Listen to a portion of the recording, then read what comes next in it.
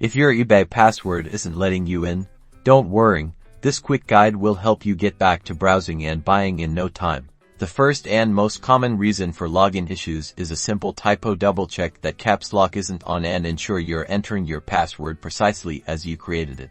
If you're confident your typing is correct, it's time to reset your password on the eBay login page.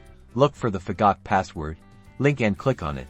You'll likely be prompted to enter the email address associated with your eBay account, or perhaps your username. Type this in carefully and click the Continue or Submit button.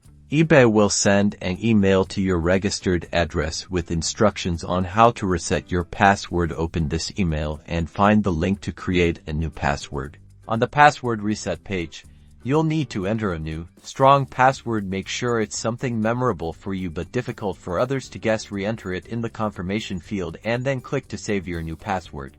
Now, head back to the eBay login page and try logging in with your newly created password. You should now have full access to your account. In some cases, eBay might ask you to answer your security questions instead of using email. If this happens, provide the answers you originally set up.